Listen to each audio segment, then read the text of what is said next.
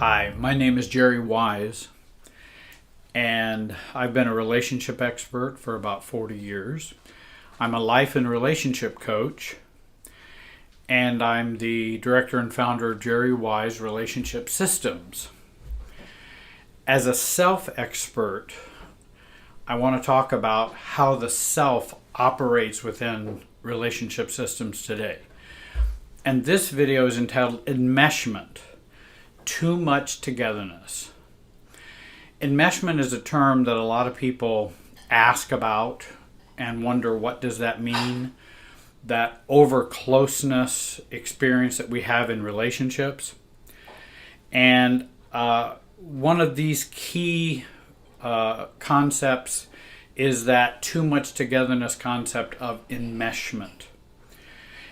Let me give you some definitions of enmeshment. Enmeshment is a description of a relationship between two or more people in which personal boundaries are permeable and unclear. When we're very unwell defined, we're more likely to get enmeshed in relationships. We grow up in our family of origin being undefined and non-defined and dependent. And of course, the progress of growth is to move beyond that enmeshment and to move into independence or interdependence as we get older as adults. Well, many of us don't develop in that way. In fact, most people don't. And to become full, mature adults. And just because we reach an adult age doesn't mean we're an adult inside in our emotional field or our emotional systems. And so to heal, to feel more calm, to be able to relate to others in a self-differentiated way, we work on and work through our enmeshment we have with family of origin, and as that continues to play out in other relationships as well. This often happens on an emotional level, this enmeshment, in which two people feel each other's emotions, or when one person becomes emotionally escalated and the other family member does as well. When we have that escalation between two people emotionally, oftentimes there is enmeshment. Self-differentiation is the circuit breaker that breaks that escalation between two people. The other person continues to escalate, but we don't. And there's a circuit breaker called self. And having a self and self-centered and a well-defined self, we don't get as triggered and we don't come up as anxious with other people. Too much togetherness and too limited separateness in a relationship equals enmeshment. A relationship in which two or more people experience non-well-defined selves and their emotional lives overlap. All relationships have a we-self experience. In other words, there's a we-ness and then there's a selfness.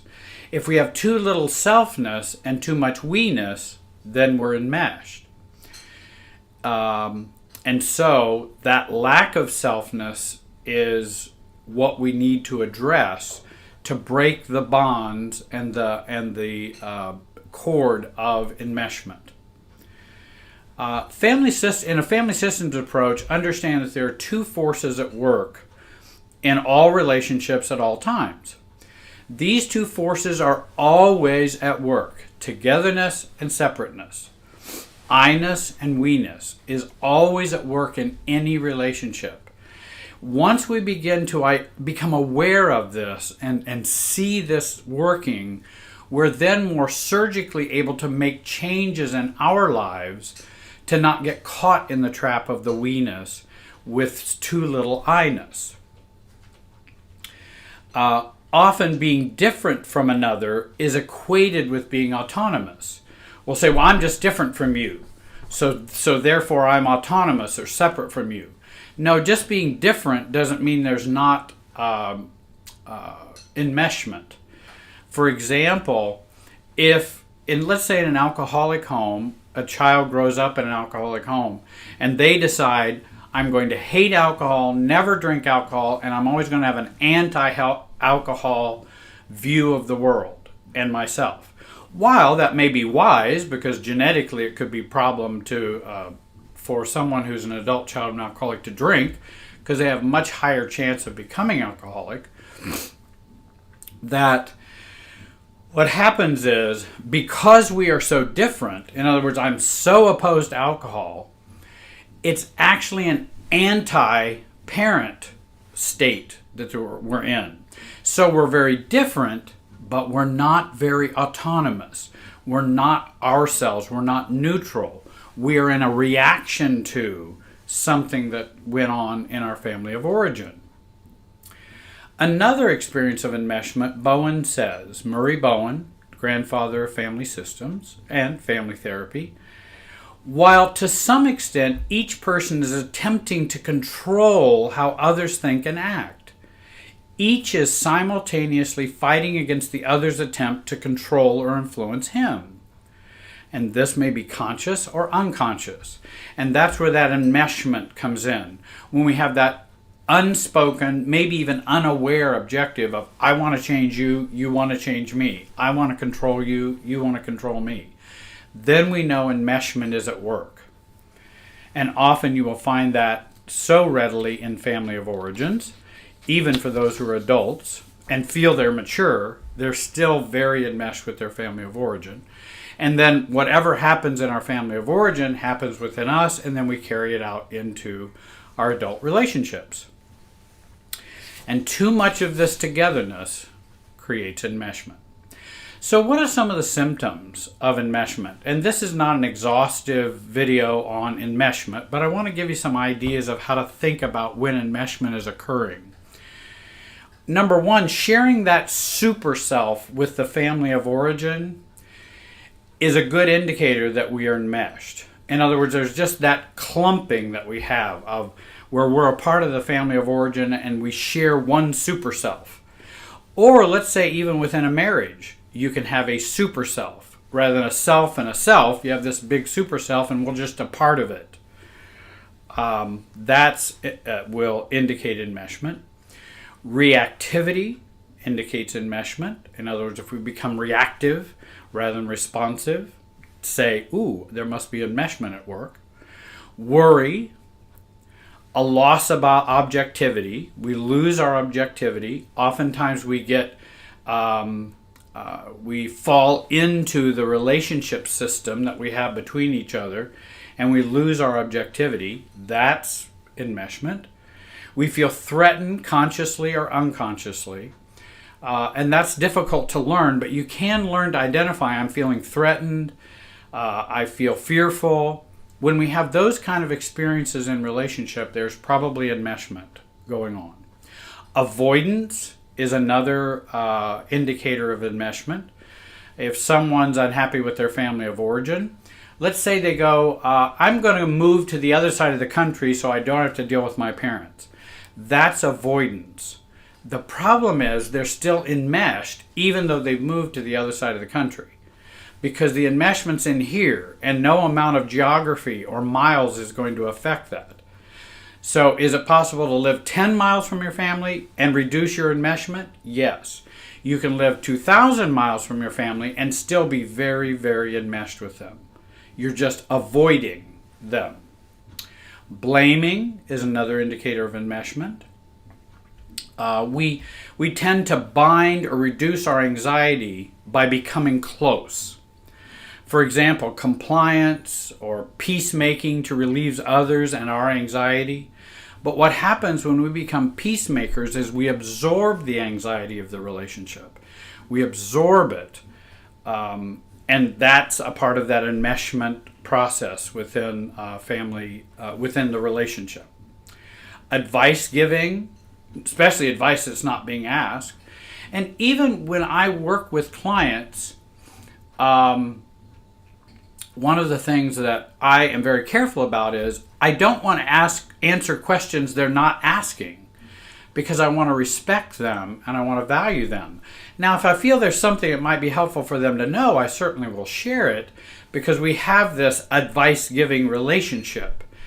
But in my own personal relationships, I try to withhold that advice-giving because that is an indicator of enmeshment, and they're not asking me for my opinion. Appealing to role is another indicator of enmeshment. Well, I'm your mother, which means you're my son, or you're my daughter, or you're my... That's an appealing to role as the role you play in the relationship. That's often an indicator of enmeshment. Reactive anger. Anger many times has to do with enmeshment, because if we weren't enmeshed, if we were more disconnected inside, we wouldn't get so angry and wouldn't need to. But we get pinged, and that pinging is a part of enmeshment. Assumptive mind and emotional reading. I'll give you some examples here in a moment. Where we mind read, we emotion read, and they read us and they read our minds or say what they think we believe or what we're feeling. That's an enmeshment dynamic. Abuse certainly is enmeshment. Controlling is certainly enmeshment. Over seriousness is also indicates that there's too much closeness. When we become over serious about the relationship, we want to stay more flexible and lighter and neutral. That will help us in reducing that enmeshment. When we obsess about somebody or obsess about a relationship, that's enmeshment. And that's why we've said many times, is it love or is it addiction? Because we obsess about a relationship. Remember, that equals enmeshment. Disrespect equals enmeshment. Why would I need to disrespect someone? Why would they need to disrespect me? Because there's over closeness going on. Boundary busting, not valuing boundaries. That's enmeshment. Bullying is an example of enmeshment. Triangulation is enmeshment at work. Love bombing, gaslighting, mind reading, as I've said before, all of those are a part of this enmeshment process. Now, why so many people want me to help them with all of those traits I just mentioned or all those symptoms? I like to get to the root of it and deal with enmeshment within us. That's going to help far more than if I just say, okay, let's just simply deal with the triangle. Let's deal with your enmeshment, which will help us deal with the triangle. Well, help me to stop obsessing, they might say. Well, let's deal with your enmeshment issues from family of origin and within you. You probably will then obsess less. So enmeshment's that underlying, that over closeness is kind of the underlying problem. Now, here's some statements that reflect enmeshment. If you knew what was good for you, ... Well, that's unwelcome advice giving. That's enmeshment. I'm your mother. That's appealing to role. You can do X, you just don't want to. That's mind reading, if someone's sharing that with you. If you would just accept the way things are, then ... That's control. Mary told me you were mad at her. That's triangulating, and that feels enmeshing between the person talking to me and Mary. So when someone says something like that, we, the parents, won't communicate with you until your husband apologizes to us. I have clients right now who have that kind of a problem, and that's avoidance. We're so enmeshed with you that we're going to avoid you because we feel hurt or you're not doing what we think you should do. And so the parents withdraw from the daughter and son-in-law because your husband won't apologize to us. And it's over nothing. It's over a manufactured problem, not even a real offense. Parents send inappropriate gifts, money, after being repeatedly asked not to. And again, boundary breaking. When you have boundary breaking, there's enmeshment. Honey, you are just codependent, and that's why we're arguing. Well, that's diagnosing. that's another part of enmeshment when we do the diagnosing. My parents were perfect growing up and my childhood couldn't have been better. That's idealizing, and that's also an enmeshment indicator. Because why can't we talk about the strengths and the weaknesses of our family growing up? And when I ask clients about their families, I'm not looking to put their families down or criticize their families or blame their families, but they'll feel protective of their families and won't want to reveal the weaknesses. That indicates to me enmeshment. So you can over-idealize, or you can also over-criticize. And those that come and talk about their horrible childhood, I'll say, well, what were the positive? What were the positive experiences you had growing up? Tell me some strengths of both your mother and father. I'm not denying the abuse. I'm not denying the difficulties or problems. But when we see people as a whole, we're less likely to be enmeshed. When we see them as parts and only focus in on the parts, we're more likely enmeshing. I need you to understand, ... That's the pushing to change others, or them pushing to change you. I need you to understand. I need you to stop expecting me to. I need you to. When we do that, then we have enmeshment. You're making too big a deal about this. Well, that's imposing their agenda or their paradigm. And it's also mind reading. And it's also pushing and pulling in that respect, that I'm making too big a deal out of this. Well, maybe I'm making just the right amount of deal out of this. Or it's possible we could be pinging each other and you have to under make a big deal out of it and I have to over make a big deal out of it. Again, enmeshment. Some recent ones are like, I just heard, well, you sound like you just need to pray about that more. And again, that's someone trying to change someone else. Obviously, you're wrong, so you just need to pray about that or see what God would tell you about that. And there's a lot of religious enmeshment type of things. I think even someone coming up to me and saying, "Are you saved?" is an enmeshment statement. There may be a good place for witnessing or evangelizing, but what happens is it often ends up being an enmeshment experience rather than a healthy experience of religion or spirituality. So how do we move out of enmeshment and into self-differentiation? And again, self-differentiation is the circuit breaker that breaks the enmeshment. Well, one, we begin to shift from absorber to observer. This helps us get outside the push or pull of the relationship enmeshment.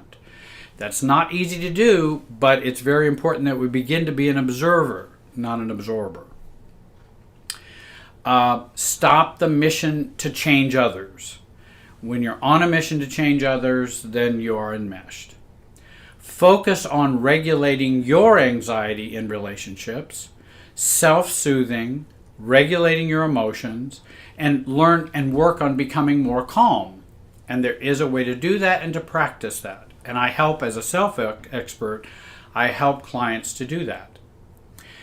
Begin the work of becoming more aware of how yourself and how you operate in emotional systems and in relationship systems. Not only becoming more aware of you, but how you function in this relationship. Many people haven't had a lot of learning training or about how to do that because we didn't learn that growing up as kids. Start the hard work of being yourself.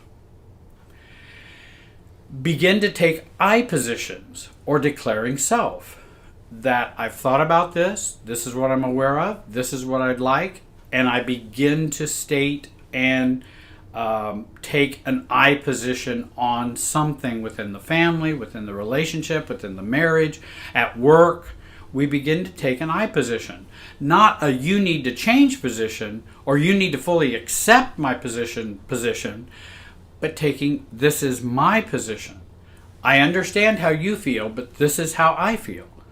I'm not trying to change you, but this is how I feel, this is what I believe. Give up what you're buying in trade-offs for your no self position in the relationships. So in other words, by us giving up ourself, we buy something from the relationship. Peacemaking, lowered anxiety.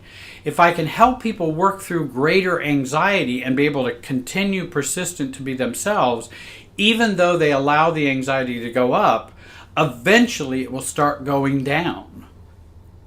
And we buy that by giving in, complying, peacemaking, and we buy, we might also buy, okay, then I won't feel guilty.